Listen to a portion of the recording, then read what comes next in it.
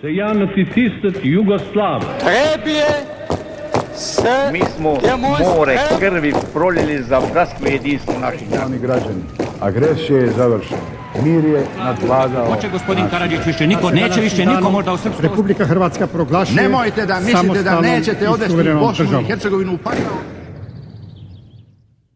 Hello everyone, dear listeners and all people interested in happenings in the Balkans. My name is Jakubo Horvat, your usual guest, again speaking English because I have a friend who is here with me, an expert on Balkans. You have heard him before, and it's again Árpad Párducz. Hello, welcome on my podcast. Hi Jakub, thank you for the invitation. We did it the last time, short introduction to yourself, but please repeat because maybe some people jump to this episode instead of the Kosovo one. Yeah, of course. So I'm a PhD student at the Corvinus University of Budapest, and before that I worked at the Migration Research Institute and the Institute for Strategic Studies and the Hungarian Institute for International Affairs, and all these places I covered the Western Balkans, both in a security and foreign policy standpoint and also the inner workings of the countries in the region. It's a great resume. I mean, when I talk about the Balkans, okay, I was desk officer for the Western Balkans at the Ministry of Foreign and European Affairs of the Slovak Republic. I covered Serbia, Montenegro, Bosnia, North Macedonia, etc. So Turkey when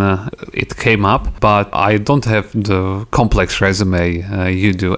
Why did we meet today? We are meeting today to discuss Balkans again. We did Kosovo last time, we did Serbian protests before that, and now we are continuing with Albania today and the recent elections. Yes, Albania. We haven't covered Albania that much on this podcast. It has been pretty successful story, a stable country which is proceeding very quickly with its European integration, and it is a great NATO ally. But please, do your thing. Tell us something about Albania, recent elections, and also please some background into Albanian politics. So since Albania got its independence from the communist rule, it had its fair share of trouble because of the pyramid scheme in the 1990s, when the 2/3 of the Albanians had their savings in pyramid schemes, because which ones also obviously crashed, and this is induced quasi-civil war because the armories of the police stations and the Albanian army were looted and there were fighting in the streets. So it's actually an incredible story. We did a whole episode just about this one. It's in Slovak language, but it's an incredible story that a Ponzi scheme ran by also some people in the government collapsed the country's economic, which led into civil unrest and foreign intervention to stabilize the country. It's an incredible story. Yes, it's induced Operation Alba, which was one of the first missions in the Western Balkans, which not related directly to the dissolution of Yugoslavia. And after that, as you said it, Albania remained a pretty peaceful place, and there was the two-party system in the political life, which consisted the center-right Democratic Party, led by Sali Berisha, and the center-left Socialist Party, which first was led by Fatos Nano, and now is currently led by the Prime Minister since 2013, Edi Rama.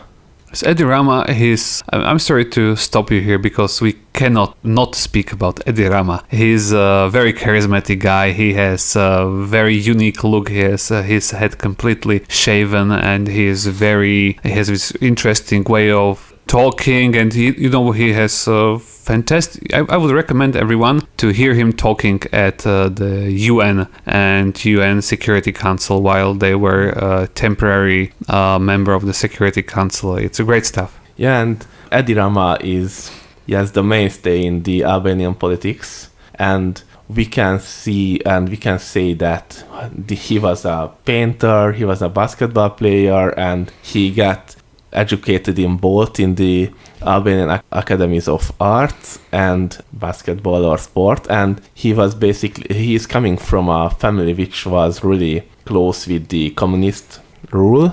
So the father was a sculptor and he got really great connections with the party, and in his mother's side he had relatives who were part of the Politburo of the Albanian Communist Party, and after the fall of communism he started to get involved in the life of politics and started none other place but at the center-right Democratic Party, but he had differences of opinions with Sali Berisha, who is the other mainstay in the Albanian political life, and this is why he left the country and returned only in 1997, and after that in 1998 when he was attacked. And most of the times there is speculation that the attackers were members of the Albanian Secret Service because of Rama's critics of the regime. I would add that Albanian politics, also in the past, it was quite hardcore. I mean, during the communist times, Albania was not in Yugoslavia. It was its own state. It was one of the best defended states in the world, with incredible number of bunkers, huge military. It had its own submarine fleet, and it all turned out to be useless, and the country's economy was doing poorly, and there were very often claims of attempted assassinations and attempted coups from Yugoslavia to topple the Albanian regime, and there was always this kind of tension between the two countries. Yeah, and the Yugoslav authorities also claimed that every time when a protest or something happened in Kosovo, the Sigurimi, the Albanian Secret Service, was in fact behind it and supported everything. Yes, it was the regime of Enver Hoxha who had his own idea about what kind of country he wanted to have, and he made up his mind he wants to have a autocracy without any religious freedom, just the Communist Party, almost like Maoism, I believe. Yeah, and he had a great relation with Mao at first and also with Stalin, but after the death of Stalin he came apart from the new Soviet elite, so Albania remained to do its own thing, as you mentioned, and it was really repressive, so most of the people were socialized in that style of thinking. And when Rama returned, he got a place in the current socialist government at that time, and he was the Minister of Culture, Sports and Youth, and he was quite youthful. He had a very different style which was used as an Albanian politician, so he dressed differently, he spoke differently, and this is why he gained so much attention and so much support. And after the elections, the socialists lost power, and Rama ran for the mayor of Tirana, but as an independent, and he won. And he won 2 more times, but the last time he was also the candidate of the Socialist Party, and after it he tried to run for mayor of Tirana 4th time, but he lost that election, and after that he became the head of the Socialist Party, and with that de facto the leader of the opposition, and he reimagined, so to say, the Socialist Party from an old communist institution to a modern Blairian third way left-wing party. And he also said that we not thinking in the old relations like left and right, we thinking about a new third way, so just like Tony Blair said. And since that he controlled its grip on the party, and he filled the important positions with loyalists, and what's more important, with young capable politicians, and this bought victory for them in the 2013 elections and also onwards. And I think it's a different path to speak about the Edi Rama, or speak about Edi Rama as a prime minister, not just an opposition politician. Yeah, so that's basically background to Edi Rama, who is now currently at the heart of Albanian politics and has been for some time. He is I believe, the second longest running politician in the Balkans, besides Aleksandar Vučić in Serbia. But Rama has been PM, like prime minister, while Vučić has changed his positions from president to prime minister. So now to the recent Albanian elections. Please give us some background, and what was the campaign and how did it finish for the ruling party? Yes, so it was the penultimate, so to say, election for Edi Rama, because before him, no one managed to clinch a fourth victory as a prime minister, and we can see that he didn't manage that as a mayor of Tirana, so the pressure was quite high, and the campaign was really interesting because there were accusations of corruption, vote buying, and everything like that, and also the Corruption Authority of Albania, SPAK, jailed Ilir Meta, who was a former socialist politician and the former president of Albania, and also Sali Berisha, the leader of the opposition Democratic Party, was placed on house arrest, so he had to campaign from his own home basically, and also because of these rulings, the opposition supporters took the streets and the police had to use tear gas to block them up, and there were Molotov cocktails thrown. But it needs to be mentioned that the Corruption Authority doesn't work just against the opposition. For example, Edi Rama's likely heir, the current mayor of Tirana, was also jailed for corruption charges. So this was the background for the elections, and the elections came a huge fallout of the Democratic Party, which merged with infightings for over 2 years. So it wasn't that big of a surprise, and Edi Rama clinched the fourth term as a prime minister, so most of the times he thinks and speaks as the leader of all Albanians living either in Albania, Kosovo, or other parts of the Western Balkans. So that to the elections, but I would also like to touch on a very important subject regarding Albania, and that's the EU integration. Up until recently, until 2023, Macedonia and Albania were basically at the same pace regarding negotiations, and the European Union was trying to open the negotiations between both countries at the same time, which it did, which was a bad idea actually, because while Albania didn't have any internal political issues or external, it was not the case for North Macedonia, who had a neighborly issue with Bulgaria, which made some demands as EU member towards North Macedonia, and there was sort of French proposal which said that North Macedonia has to amend its constitution and add Bulgarian minority in writing at the constitution, even though it's barely 1,000 people according to the latest census. So North Macedonia had quite a baggage. The negotiations were opened, but for North Macedonia only formally. They are not progressing and opening any new chapters, while Albania is so well ahead. What is the current status of the negotiations? Yes, so the Albanian government stance on EU accession can easily described by a comment from Edi Rama, in which he said that Europe is not our pet, it's our own religion, and they are really working forward to it. And according to opinion polls, in 2012, the 86% of the Albanians was in favor of EU integration, and now in 2024, it's around 91%. So basically the whole country wants this and thinks this is the next step for Albania to take. And as you mentioned, Albania was grouped with North Macedonia to advance together, but that didn't manage. So they started the negotiation roundup in 2020, and so far they are opened 24 accession chapters out of the possible 33, so they are in quite a good place, and they are thriving and going forward in a good place, and it's mainly can be credited for the whole political sector, which was underwent drastic changes, and even the voting law and the corruption laws and the voting system got revamped for the EU accession's sake, with Western support from the European Union, of course, and from the United States as well. So this is one big part of it, and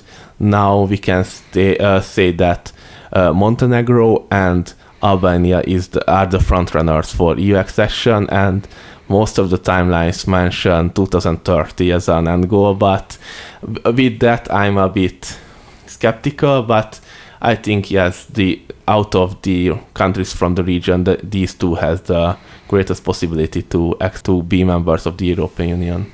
Hopefully it will be a success story. They are both on a good path. For Montenegro, they were like the poster child of EU accession among the Western Balkan countries, except Croatia, of course. But they had a lot of political fallout from the elections once Đukanović lost the elections, and there was a lot of political instability. And I think they lost like 2 years because of the instability of the non-working constitutional courts. There were laws which were unconstitutional. They had to be struck down, and there was some mess in the background. I'm not aware of such issues in Albania. Yes, as you said, rule of law was important thing, and economic reform, but they are well on their way. Yes, in this regard, but most of the times what is presented as a problem is Edi Rama's style of ruling or style of governing, because he is often described as autocratic, so maybe this need to be changed for moving forward in the accession in the future, but so far they're moving at a great pace. Yes, 2030 is very optimistic, but us Central European countries, we know very well if you really, really wish it, then EU is a reachable goal. I mean, now in Slovakia we said we were too anxious. Some of the laws even constitutional laws which we adapted, it was too rushed. I mean, too much legal baggage was left afterwards, but it was what Slovaks really wanted, and I can relate to the Albanians. Yes, Central Europe and Bulgaria and Croatia are good examples for both Montenegro and for Albania to follow, because we demonstrated either as regions or different countries in themselves that this is a path worth taking and a path which is doable, and it has an end goal, and this end goal is achievable. Yes, and now something little different. Sometimes there is talk about greater Albania, about Albanians living together in one maybe Muslim state, even though in past Albania was non-religious. And it's interesting that Albania is not actually a Muslim majority country. What is this idea, Greater Albania? Yeah, basically the idea of Greater Albania was born under the Ottoman rule, and the League of Prizren, because is basically the brainchild of the Albanian independence and Albanian movement, so to say, independence movement, and they envisaged all the four not Muslim but Albanian majority or Albanian speaking minarets of the Ottoman world need to be united either to one or either to exist together at an independent country. And this is meaning that this quasi-state would consist territories from Greece, from North Macedonia, from Serbia, from Montenegro, from North Macedonia. So it basically new great state or new great country in the heart of the region, which was marred by territorial disputes and other things. And when we take this to account, we can see that this is not possible, and most of the times even the public who is most of the times in these countries, either in Kosovo or Albania, as pro-unification, most of the times thinks that this will not happen, or this will be a protected battle or a protected fight to make this happen. But most of the times they are speaking about greater unison with the governments of Kosovo and governments of Albania, which is happening. They are having joint government sessions, and they are working really closely together in different topics like economy and tourism. But we need to also take that into account, that these regions in these countries developed really in their own place and in really with their own customs. So even the Kosovars are basically have to adapt to life when they are going to vacation in Albania, and it's all the same with the Greeks or with the Albanians living in Greece and the other countries I mentioned before as well. So this wouldn't be just some easy ride which happens in 2 or 3 days. It would be a really long process, and also we didn't talk about the minorities which would live under this state, so it's really interesting, but also the international community doesn't support this, so I wouldn't say that it would happen even in the long term. So yeah, I absolutely share these ideas. It's very outdated and very much focused on the ethnicity, not taking into account that these are very often different cultures. The people have been living in different places, as you mentioned, and under different political system, and they share ethnicity. I mean, if we want to make some comparisons, I think in the Balkans, the closest cooperation which is happening is probably with the Serbs in living Republika Srpska, and in Serbia, these two Serbian majority entities have worked closely regarding security, also during the Yugoslav wars, and economically, politically. So this is probably the closest relation, and the Serbs living in Montenegro as well. But these are not as in line with Serbian politics and politicians from Republika Srpska. Yes, and also Albin Kurti, the current Prime Minister of Kosovo, said that yes, they are working towards a greater unison between Kosovo and Albania, but it would be interesting to see that who will be the leading player, or so to say shot caller in this occasion, because when we are talking about Serbs, we know who it is. It's Aleksandar Vučić in every question which is asked. It has to go through him. And in this case, we need to ask that it will be Albin Kurti or it will be Edi Rama. So it's an open-ended question, and I'm really interested. What are you thinking about it? Yes, I think they are all living in their individual environments and living their own life stories and their country stories. They are both big personalities, Kurti and Rama. Personally, I favor Rama. I don't know. He just speaks more to me as a character, sort of. Albin Kurti is too shouty for me, I would say. I don't like his style that much, but Kosovars like it. Yeah, and also my pick would be Edi Rama as well, and for that reason also that I think he's a more experienced politician, because don't misunderstand me, Kurti handles the crowd well, handles Kosovo well.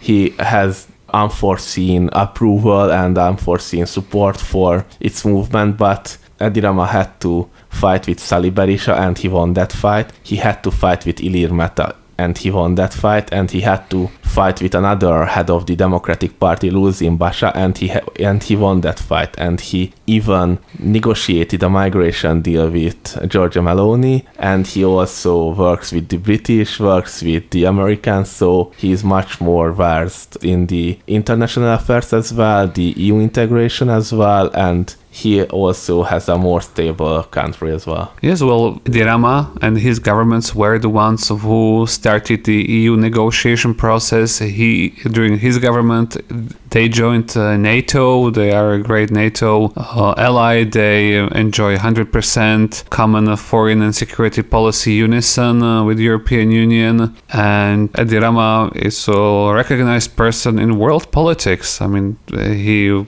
represented his country very well at UN Security Council, and Albin Kurti is Kosovar politician, successful one. He has his own demons, so to speak, regarding relation to Serbia, but it's not a worldwide active country. It's still encompassed in its own bubble, while Edi Rama and his country is out there and they are doing a successful job. Yes, and they are also can be, so to say, the darling to every political position, because he is also tough on migration. We can see with this deal, and it's applicable for the right-wing parties. He also socialist and left-leaning, which is good for the left-leaning parties, so he can play all the cards. And for Kurti, it's hard not to speak about Serbia all the time or the Association of Serb Majority Municipalities and things like this, because yes, for Kosovo it's important, but if you want to call the shots or maybe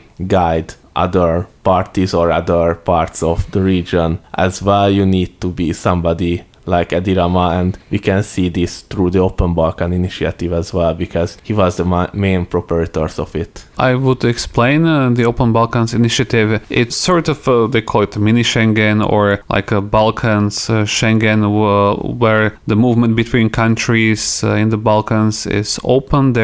You can cross borders via ID, and the academic titles are recognized between the institutions, and therefore it's easier to get jobs. So it's a successful project. It really is. But in comments to our Albanian episodes, we had big criticism of current state of Albania. Even though yes, Edi Rama has become famous, it doesn't reflect on the Albanian economy. That the wages are really low, unemployment is really high, migration is through the roof. A lot of young Albanians are moving out to live in better conditions. Yes, so basically about the Albanian economy was hit by 3 external shocks this past 6 years I would say. First was the earthquake, and then was the COVID-19 pandemic, then the economic effects of the war in Ukraine. So these are also caused problems because the Albanian economy is heavily reliant on the tourism sector to bring in economic growth and money, and these shocks deflated the sector, but they are doing well this time. The GDP growth is I think around 6% most of the years, and I think 5 or 6% is projected for this year as well. And they are mostly working on things which will make the average Albanian's life better as well. For example, railway project to make public transport more feasible, more energy project mostly for renewables like sun and wind, and also they are working very close with the European Union, and its economic support is very much needed to make these prospects viable. And you mentioned migration, and it's a really great problem because there are claims that more Albanians living outside Albania than in Albania, and according to the demographic research, most of the times the Albanian population will going to shrink to around 3-4 millions, and mostly in Albania there are some jobs which already filling this. For some example, in the more rural regions, hospitals needed to be shut down because the staff and the doctors as well emigrated to Germany, for example. I'm not sure how the things are on the ground, but EU accession process, it's a fantastic thing, but EU will not solve all of the issues which are already existing. So by 2030, we'll see, we can meet again and we'll discuss if Albania reached its goal and how does it feel to be finally there. Thank you, Árpad, for coming to our podcast. We did quite a long episode. I'm surprised it's actually much longer than Kosovo. Who would have thought? Albania is a great story to discuss. Yeah, Albania was my first foray into Balkans, so maybe this is the reason, but let's do this. Let's check up in 2030 and do one episode about Albania as well. So thank you for the invitation. It's a deal, so see you next time. See you.